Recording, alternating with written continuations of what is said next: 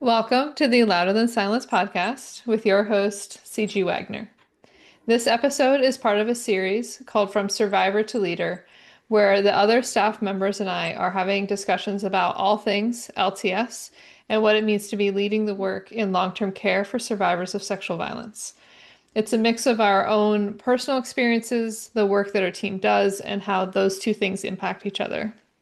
Our hope is that survivors feel seen and validated, and supporters gain a deeper understanding of what this healing process looks like. Our episode today is the other side of the coin. Not surprisingly, a lot of the work we do can feel heavy, but most people don't see the other side of it, the beauty of the connections formed and the moments of laughter.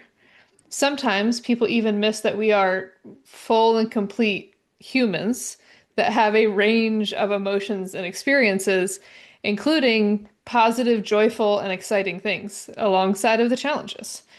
Today, we're talking about that side, the one that many people don't see, to give a clearer understanding of what doing this work, excuse me, to give a clearer understanding that doing this work doesn't mean that we never experience the lighter side of life.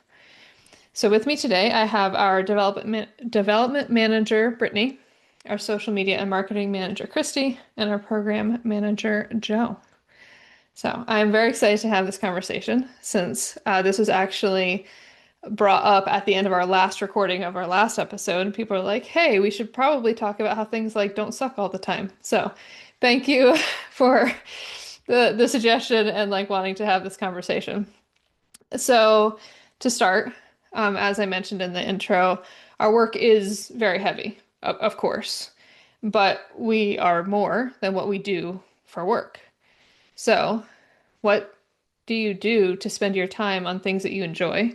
And what does having fun look like for you? I didn't realize it, but I took notes for this and my order of fun things. I did it in the amount of time I actually spend doing them. And I just noticed that right now as I was looking at it. But what I do the most that's fun for me, and it's a sort of escapism, but I really enjoy it, is I read. I read, and I don't read heavy books. I do sometimes, but I intentionally read lighter books, historical fiction, female forward books. I love to read books off of recommendations from others. So my brother-in-law and I are swapping out our list of favorite books. He read The Red Tent. That was my recommendation to him. I am now waiting on Libby to release Lonesome Dove for me, which is huge. Um, and yeah, I think that's super fun. I also love to garden. I love dreaming and planning about my garden. Um, but nothing beats getting my hands dirty. And I love to paint, and this is something I want to do more of. It's not always fun. Sometimes it's more therapeutic than fun, but I love it, and I'm trying to find more ways to incorporate it into my life. Currently, that looks like drawing and painting with a toddler, and that's okay, because it's also quite special and messy and dirty and fun. But my absolute most favorite fun thing that I do the least amount, and I'm hoping to adjust this soon, is game night. I love games. I love puzzles. I love family games, group games. My husband and I play mini crossword puzzle and Wordle together every morning. So you get a little bit of games to start the day over coffee. And the kids will play games with me on special occasions like Mother's Day and my birthday. We always play games. We have a new friend that is going to teach a small group of us in my neighborhood and some of my family members to play Mahjong. And I'm very, very, very excited about this. So that's my fun. Um, I was kind of laughing about this question because I my EMDR therapist once said that talking about the heavy or being in like the emotionally heavy stuff is my jam. Like that is my fun. Um, and I used to, my ex would kind of like make me feel bad about that fact. Because he's like a comedian and like there's all this other things that he wanted, like all that lighthearted stuff. Um, and I'm like, but I genuinely enjoy certain things that other people might feel are heavier. Um, so Brittany, I also read, but I can't recommend any books to you because I only read heavy. Like I got into cult memoirs and like that was all I was reading for like 2 years. And then I did a series of like LGBTQ but people who like their process of coming out and like how hard it was for them and it was also pretty heavy. So like that's all I read, but I also really love it. Um for me, like it just makes me feel like like my life is relatable. Like they had it hard, I had it hard. So I'm yep. And I also paint. I'm a creative. I've always been a creative. And I usually do it as like a therapeutic. It's more of like I'm trying to process an emotion, and so I throw it on a canvas. Um, and I love to write. And my writing is usually processing some crazy part of my life. So oddly, like the things that I do that I enjoy aren't all categorized as like lighthearted, but they still bring me joy. And then the few things that I do that like others would be like, oh yeah, that is lighthearted. I love taking walks. I have a really cool neighborhood that's like peaceful and there's trees, so I'll walk at my neighborhood. Love walking on the beach and collecting seashells. Um, and so I'm realizing my lighthearted stuff is like moving my body. I also love like music festivals, anything that like I can feel a rhythm. I love going out dancing. Um, so so yeah, I do have a few things that are actually more, traditionally thought of as like lighthearted that bring me a lot of joy. But I enjoy some of the heavy stuff that other people like might not consider light, but it still brings me like a lightness in my life. This is why I love you, Joe. So I'm very much in that same vein in regards to like I get excited about sitting in the heavy.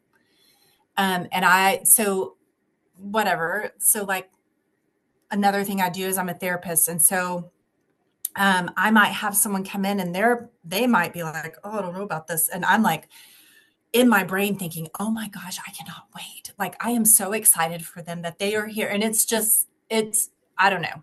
I feel like there's a healthy feed. There is a healthy feed off of that, of just being able to see um, uh, someone see a reduction in something or someone, feel safe or whatever it might be. Like there's so much. It's the joy of watching someone else actually experience the healing. So with that, my therapist may have said that I'm very cerebral. And so with that cerebral, she's like, um, uh, I can be all here all the time and not realize that it's not fun for everybody else. And so I love to build stuff. So I think I told CG this once, like one time we were navigating something really difficult. And so like we built a deck or we painted a room. Like it's always, that used to be more of like a coping skill. Like if life was hard in and around something, then I would do something with my hands. But we literally have this like massive deck in our backyard that we built for one of our girls' weddings during COVID. They got married in our backyard, and so we built this deck because again it was 2020. But it was like the best thing ever, like taking all the boards up of the old one and like replacing all the things and then building stairs because we didn't have stairs before. So there's that. I love to read, so if anyone has a Goodreads, hit me up because I love a good Goodreads. So I pulled up my like little list. They're heavy and then light. So like Richard Osman's books, Kristen Hanna. There's this really cool book called the Family of Spies, and it's literally about this girl that discovered that her grandfather helped with the bombing of Pearl Harbor. And she's, and so that was fascinating. Like her family, her generations back had immigrated from Germany. And so, or Common Sense by Thomas Paine. So I love historical fiction. I love geopolitical stuff. I don't know why, but that might be like the social worker in me of just kind of seeing how policy impacts people or whatever. But my slow read for this year is War and Peace. It's not a total snoozer. It is, I would say it's a better audio because I did put it on one day when I was in the car and I was like, oh, I'll just catch up on that page when I get home. And I was like, oh, the audio is much better. Dope Sick. So I go from murder to Dope Sick to government stuff, or historical fiction things. The Nightingale. Have you read that, Brittany? Okay. Highly recommend it. I didn't think I would read another book after that book. And I did read another book. So there we go. That was my first read of 2026. So I think that's how I like recharge. It's very, very fun for me. Also like what Joe said, I love to write.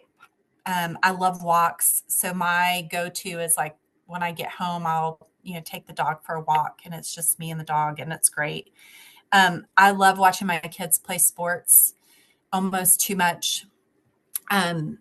Like funny kind of caveat is I actually mentioned to a parent the other day because I was reacting to, because we've all met the stupid refs.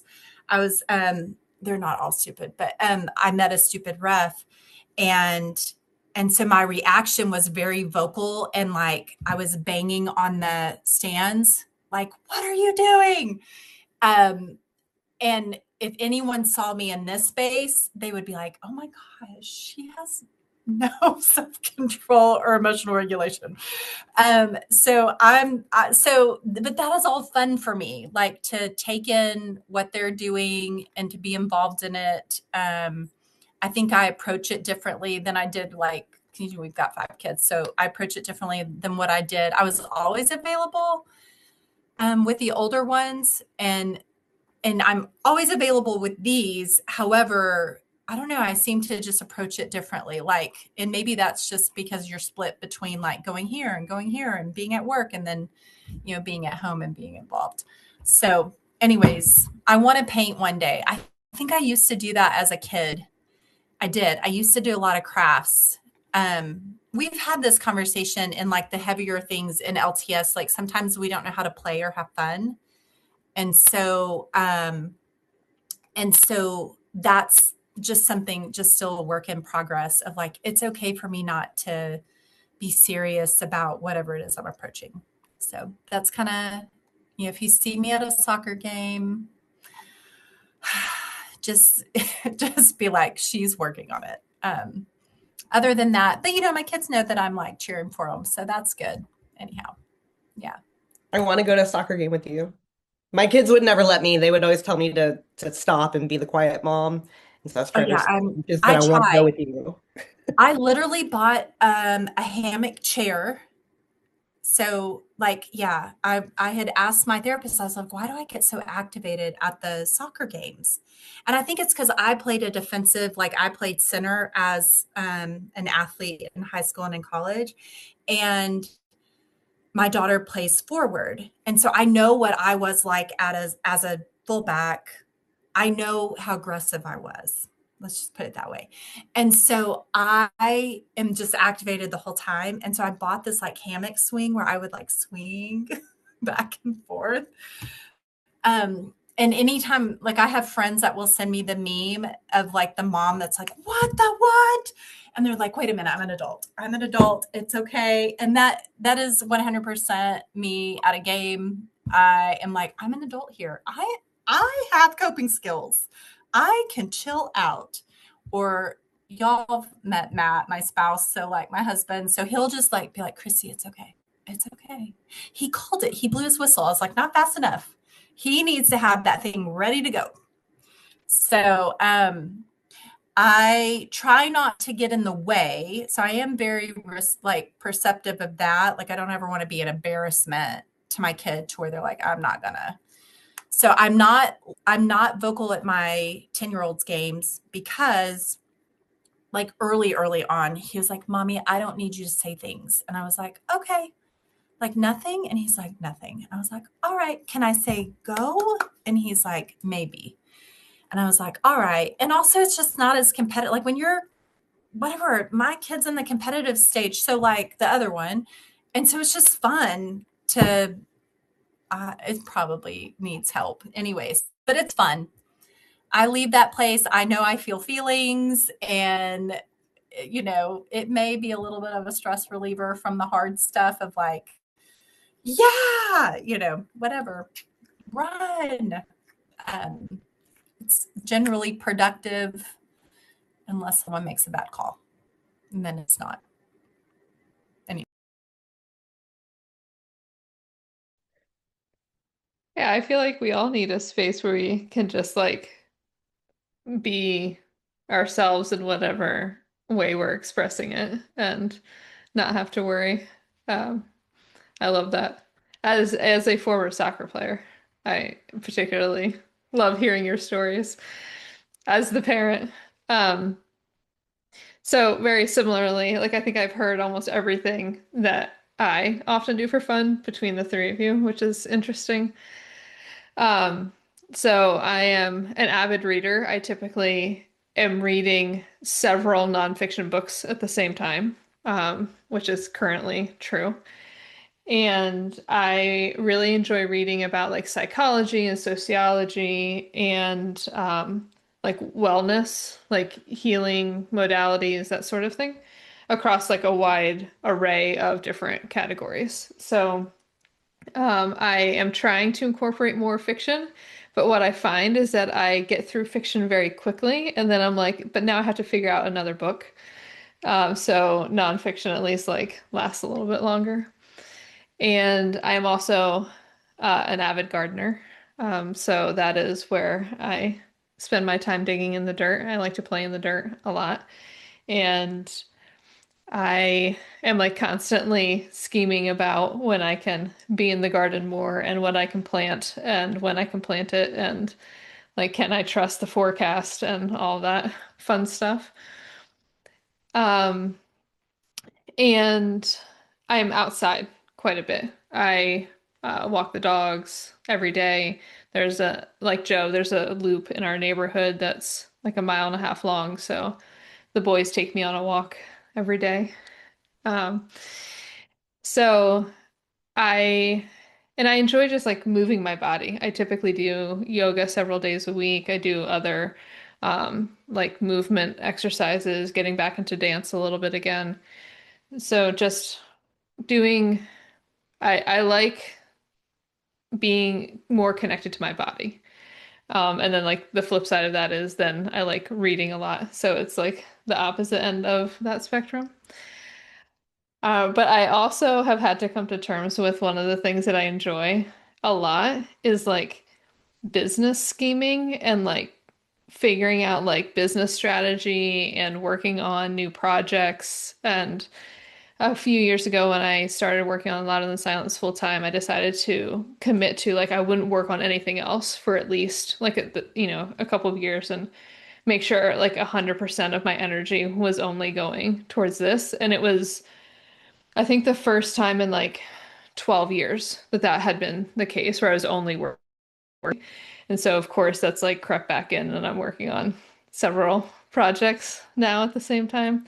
But it's really something very enjoyable for me to take an idea and like figure out how to bring it to life. Like that's something that I get a lot of enjoyment out of. And and then just like facing challenges and figuring out how to get past those challenges. So that's so not necessarily light, right? Like as you're saying, like some of some of you that your things you enjoy aren't necessarily just like always lighthearted, but um, we can enjoy things that are difficult sometimes too. So, so yeah. Um, I'm not sure which one of you. One of you alluded to, oh, it was Christy, like what you used to do in childhood, right? Like what, you doing crafts. Um, so what has the process been like for you to discover or rediscover things that lighten your life? A lot of us spent a period of time where it was like pure survival mode. So what does it look like to lighten your life a little bit? I actually used to feel guilty for having fun. It was the strangest thing. Looking back on it, I think it's the strangest thing. At the time, I thought it was how I should feel. Um, if if I wasn't producing before in all the areas of my life, all the time, I wasn't living life how I thought I was supposed to be, and there wasn't a lot of room or space for fun. And it wasn't until my Louder Than Silence cohort that I learned that self-care and fun wasn't only deserved simply for being human, but also was a really great benefit for all of my loved ones and people around me. Because after I have had fun, I've been filled up and I can pour into other people. And that's really special to see that now.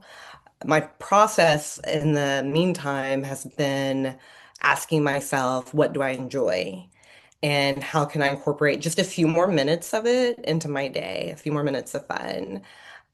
Which is why my husband and I started playing games in the morning over coffee, because even if we don't do anything else fun that day, like we started our day with just a little bit of fun together. Also accepting that I'm now okay with imperfection.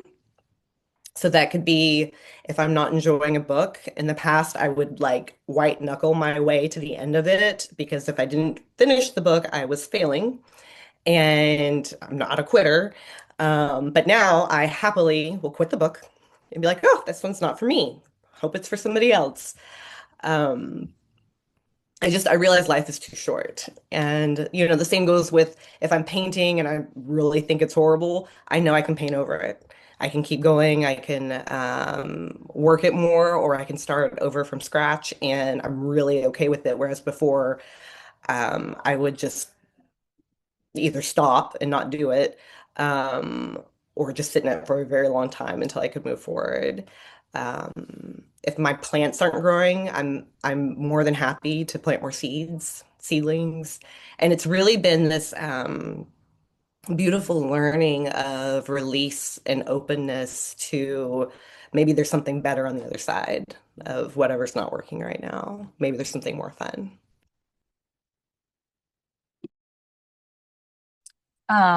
Brittany, it seems like I need to do some more work because I feel like what you said you worked on or like are better at, I'm like, I'm still struggling with that. Like, I feel like I still feel guilty for having fun. I'm still in that stage of like, it's I've talked about this before, and I don't know if I've done it in the podcast, but people who know me know that I talk about this many times, is that like when you have new beliefs, they're like whispers, and then the old belief is like screaming at you, and then you kind of feel like you're insane. So one of my new beliefs is like I should enjoy my life. And an old belief is like, are you working hard enough to be allowed joy or whatever? Um, and so I still am in that place where like I, depending on the day, I might be struggling to believe the new belief, or the old belief might be a little louder. Um, so I still struggle to like allow myself fun without any guilt or without any like any justification.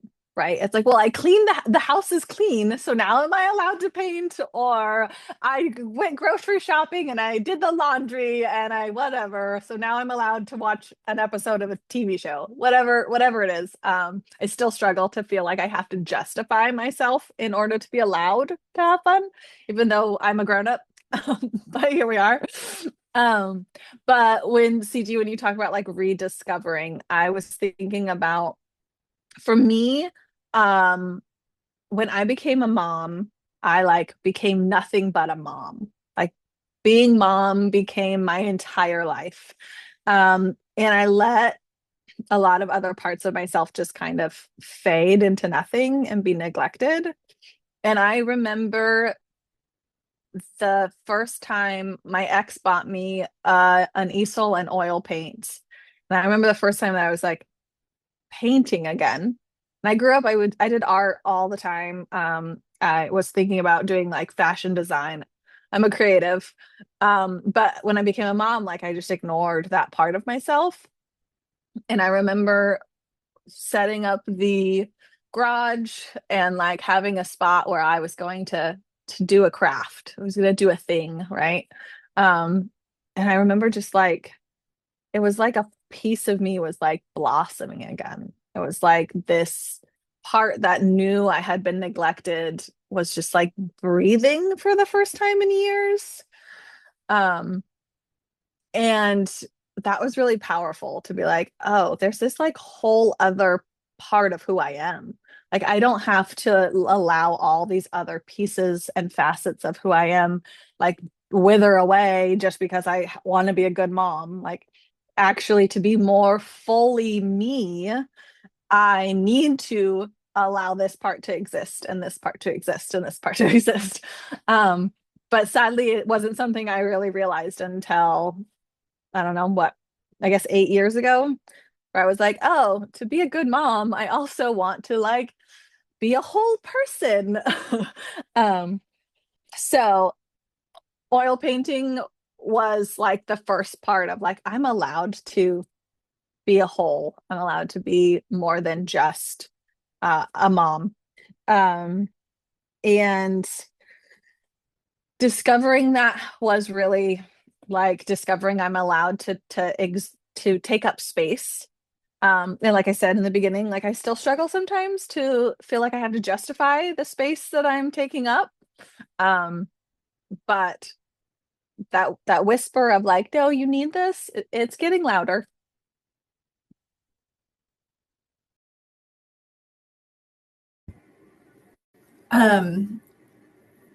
I was thinking of something that Brittany had said about like being able to put a book away if it wasn't the right book, and in my head popped, oh yeah, The Correspondent.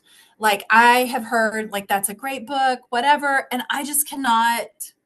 I just whatever. It's probably it might even just be this season that I'm in, but yeah. So now I'm going to take that. I'm going to take that for myself, Brittany, and just be like, I don't have to do this right now, and that's okay.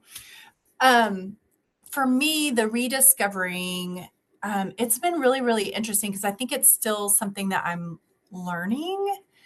I mean, obviously, it's still something I'm learning. So I love to, like, I had talked about whatever crafts, or really it was just painting, but I don't know, like, I just remember that ended like really young for me, or like elementary school. And then things around play, like there were interesting things, that Joe had said in regards like when having kids. Like for me, when I had kids, it was like that became my focus. But it was really interesting. I had a hard time doing the play part of parenting. My husband's great at it. I really suck. In the nicest way that I'm saying to myself, like it was very challenging for me to do the play part. Like if you gave us like a ball or whatever, I could do that part. But if it was like pretend, make believe Legos, I would suck. But I could build the house for the Legos, or whatever, design the like put the Barbie, well, they weren't allowed to play with Barbies at one point. Sorry. The whatever it was, the not Barbie dream house, the fake Barbie dream house. And so I would like set up all the things. And so we had this ongoing joke where like I would go, so we had homeschooled for a while and I had gone and bought like all of this art supplies for my kids because I was like, oh yeah, this is going to be so great.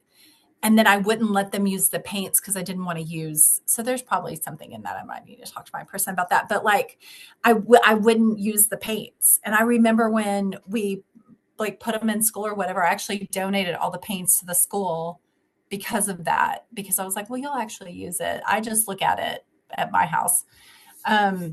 So for me, I think I'm still rediscovering it. Like it's like some of the others, like building stuff, that kind of stuff, that rediscovering, I think that's just, it wasn't necessarily rediscovering it. It was discovering the fact that like I was capable in it.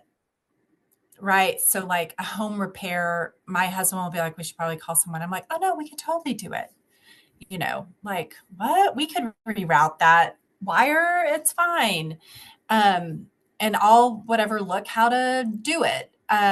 So that it's more just the discovery, or maybe it's rediscovery of like, I am capable to do these things. But there are still areas where I think I'm still trying to figure out, and it might just be that I don't enjoy it and that's okay. You know, so there's that. I like that you said that thing about like playing with as a parent, because I am the same way. Like I would, yeah, dress the doll, or like, here, I'll set up the whole kitchen room of whatever. And then like when they're like, okay, now eat with me, I'm like, what? Or when it's like, okay, you built the castle, and then they like hand you a toy and they're like, now play in the castle you built. And I'm like, my brain literally just doesn't know what to do. And then I'm just like following the kid's lead. And I'm like, this is really weird. So same. So we have a granddaughter and she's 4. And she will like, here you go, Lala. Do you want a drink of this cocoa? And I'm like, yeah, I'll take it, whatever. I'm going to grab this, right? So I'll be like, okay, I drank it all gone. You know, and I'm like, I don't know what I'm supposed to do. Girl, tell me. So yeah, it is kind of funny. It's funny. I am not afraid to explore what that is. It's just kind of funny that when you encounter kids who didn't have a lived childhood like your own, their freedom of expression it's just wild, like, and beautiful. And yeah. And, you know, it's kind of cool to witness. Anyways.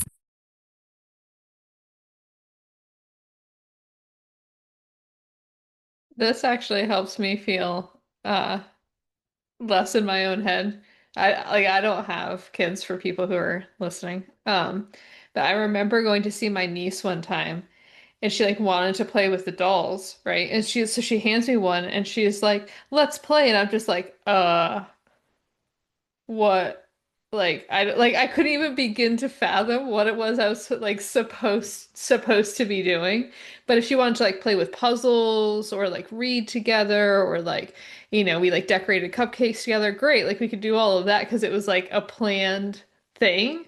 But like once it got outside of the realm of a clearly defined, like, I was just like, I can't even begin to figure out what's supposed to be happening. So thank you for enlightening me that it's not just me that could not figure that out. Um, so I didn't realize how, I'm actually answering the question now. I didn't realize for a long time that I wasn't doing anything that I enjoyed. Like it didn't occur to me that there were things that like that I could be doing, or that life should include joy in some fashion. Um, until I was reading a book that was talking about this concept of like when we get stressed, the what we typically do is we let go of the things that bring us joy and we end up like holding on harder to the things that are actually stressing us out because like there's part of our brain that tells us if we can just like solve it, then like things will feel better, right? When in reality, it's adding the joyful things that actually make life feel more manageable. And I I read that and it just like hit me so hard because it was like the first time I had really kind of like grappled with this concept of like what am I holding on to and like what have I let go of? And like I haven't even realized I let go of it. But being my super analytical list-based human self, I made a list of things that I enjoyed and like required myself to do one of those things every day. Like that was my like assignment to myself because I couldn't figure out how to do it otherwise. And um and I like think back now at that like younger version of me and I'm just like, "Oh, you poor sweet thing." That like to come up with a list was agony. Like it was such a difficult thing to be like, okay, what do I enjoy? And then like what can I actually afford to do? What do I have energy, space, time, whatever for? And now being able to just be like, oh, it would be nice to like sit outside and take a break for 15 minutes, so I'm gonna go do that thing. Like it's such a wildly different existence that I have now and allowing for joy to show up just in like the space that can be like incorporated in my life. So the example of sitting outside, like I don't know if there's gonna be like some squirrels chasing each other and being goofy and it's like right, like that's a joyful thing that I can't plan. And allowing for that sort of part of life to exist too, I have found has been really important. Um, but in like discovering and rediscovering what I've enjoyed, I've always been a reader, like that never went away. But I found that there's a lot of things that I felt like were like productivity based, right? That like I couldn't start like a crafty thing if I wasn't intending on sitting down every day until it was done. Right? Like it was like I couldn't just be like, "Oh, I enjoy like crocheting, so I'm just gonna mess around and like do a thing and like who cares if it turns into a scarf or not?" Because like my brain was just like, "It has to be a scarf." And so like now learning the like right, I can just start a thing because I think it might be enjoyable just for today. And like it doesn't have to like turn into something and it doesn't have to like be something specific. I like a lot of the fiber arts kind of stuff, so I started a quilt. So I am doing that now.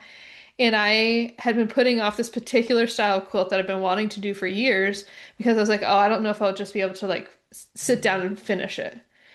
And having another friend tell me about like her quilting project that's taken her literally 19 years. And I was just like, right, it can take me 19 years. Like who cares? Like who actually cares? If it's just say like I enjoy this for this season and I'm doing it and like maybe I pick it up in 5 years. Like fantastic. But it's been a whole journey to like untangle this expectation that everything I do has to be for some purpose and for some benefit. And like I mostly do food gardening because why would I just grow flowers? Flowers are only pretty. They're not productive until I got like pollinator flowers and then those were okay. Like, like trying to take some distance and space from the like maybe I should just like grow flowers because they're pretty and they're nice. And I like pretty and nice things. Like that's okay too. Um, so that's where I'm currently untangling and like rediscovering in my life. And it's, as we've said, right, it's a process. It's not super easy and straightforward all the time. But we're incorporating fun. So, of anything to put energy toward, seems like that's a good thing. Um, all right. So We have two questions, but not enough time for two questions. So I'm trying to figure out which question to ask. Um, all right. I'm gonna ask, what is something that you're excited about that's happening in your life? I'm excited about the flowers I'm growing. I planted bulbs about 6 weeks ago. I haven't planted bulbs in years, and they did okay before, but I'm very excited, and they started popping up before the freeze. So I lost a couple, but then it spurred the others on, and honestly, last summer, CG was the first time I planted flowers for fun, and I enjoyed my garden so much. They took off. It was amazing and wonderful and beautiful, and we had them in a container right by the car, and every time we walked out to the car, I kind of paused, and Tessa started pausing, and she would stop to smell the flowers every time we walked by, and it was the best.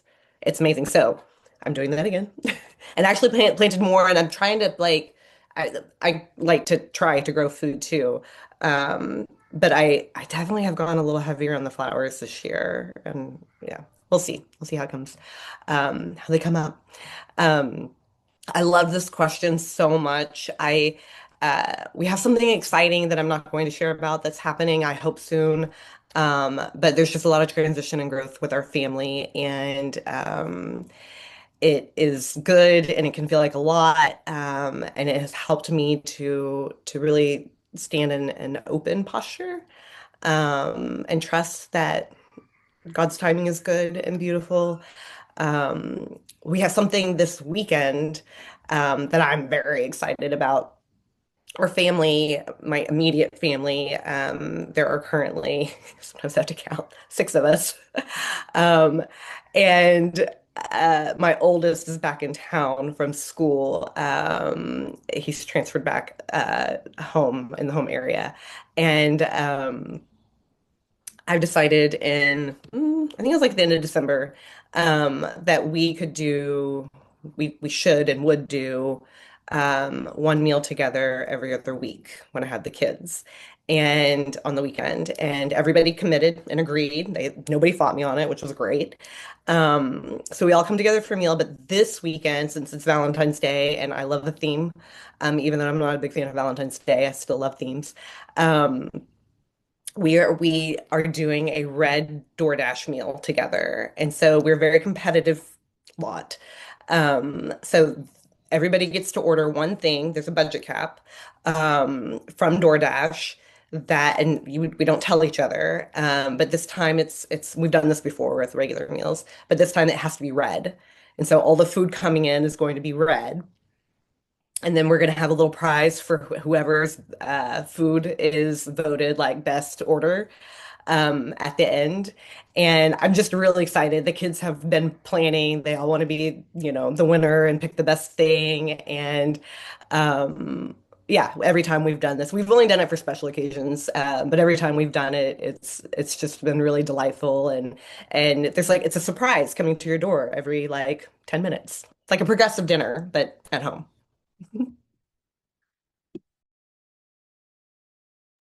Brittany, I love it. You're making a meal a game.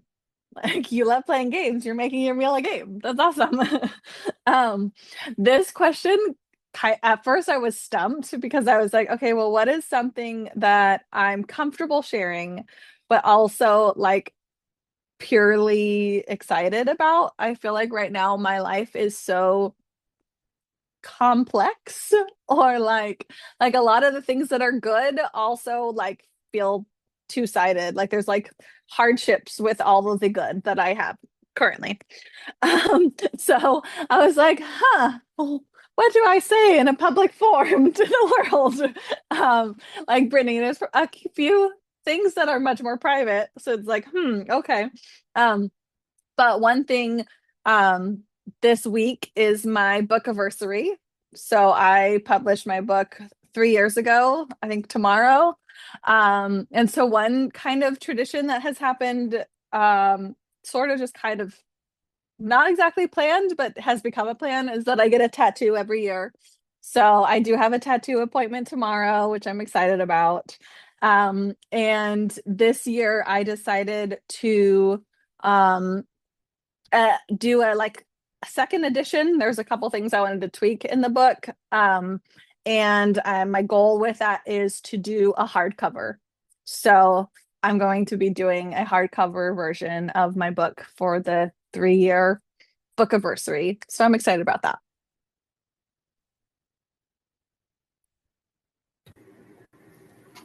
Congratulations. That's awesome. Yeah. Just like having fun, what am I excited about that's happening in my life? I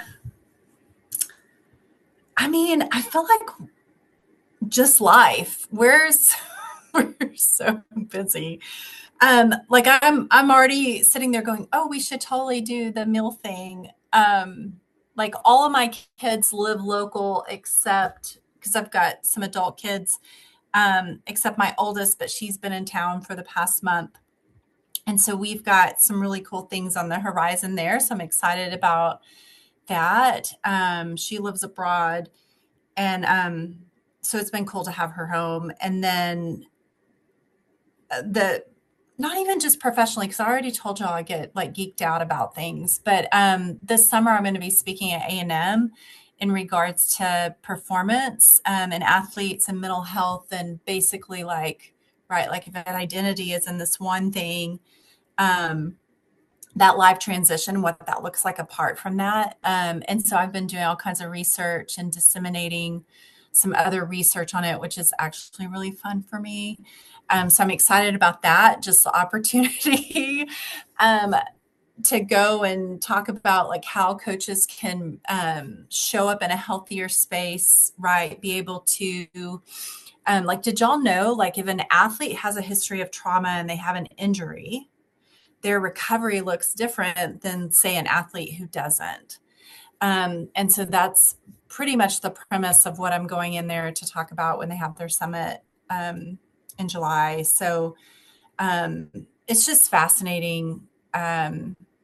It's fascinating to see the effects of trauma. And then it's fascinating to see, like, what would it look like to equip these people who have such an influential role in a kid's life, take it from like, right, the time they start playing a sport to if they play at a higher level, and what that can look like to have more positive outcomes for these athletes, you know, with or without injury, right? So yeah, so it's near and dear to me. So I'm super excited about that. So that's going on. And then, yeah, I mean, that's pretty much it. Like soccer games. Hopefully nobody else like reads like I feel like I'm a positive sport parent. Like it's not a it's interesting to be sitting in research and then like be mindful of yourself in any kind of pressure you put on your kid. And just like to give like the broad spectrum, like my oldest, she's married, and my son-in-law plays professional basketball overseas. And so I see what it takes to be in that space. And then like the mental health components, like just some of the different things that can occur in those spaces. And then obviously having younger kids as young as 10, and seeing like when I see coaches interact in an unhealthy way, I want to like go and give them the like, hey, by the way, you're not playing. And like be productive in how, right, like and constructive and that kind of stuff. And, you know, you can build this athlete in a different way as opposed to what I feel like some of the coaches that I had were it was very maladaptive. It was very much like ignore a lot of different things. So I'm super excited to be sitting in all of that research and to be kind of, you know, parsing out stuff and putting together. So it's exciting for me. And then obviously just the stuff we've got going on here at LTS. Yeah.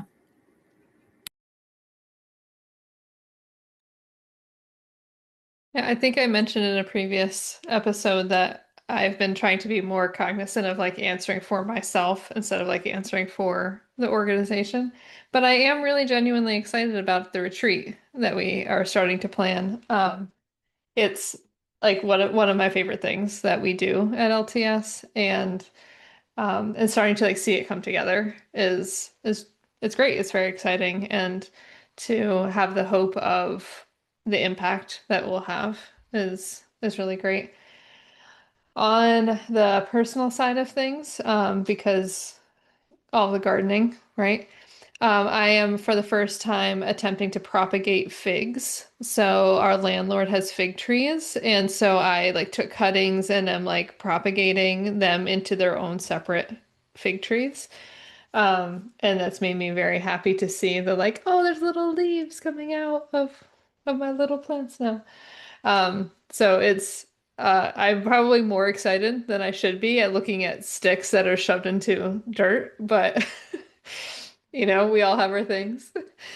Um, and I am also excited about a project that I'm working on, like personally, like for my own business stuff, around some like coaching and it's been really cool to kind of like get a sense of like the greater impact that I would love to have beyond LTS. And so it's been really exciting to figure out what exactly that looks like and what that means. So that's, yeah, that's what I'm excited about. All right, we are sadly somehow at the end of our time, and it feels like every time we do one of these, it's like I don't understand how we hit the end so quickly. But thank you, ladies, for sharing once again and for being willing to shed some light on the lighter side of things and the understanding that we are full humans with all of those pieces as well. I'm going to do the official outro now. Thank you for listening to the Louder Than Silence podcast. If you'd like more information, please visit us at louderthansilence.org or follow us on Instagram at louderthansilence.org. This podcast and all of our programs at LTS come from your donations, so please consider donating to support this work. And don't forget to subscribe for the most current episodes. And see you next month.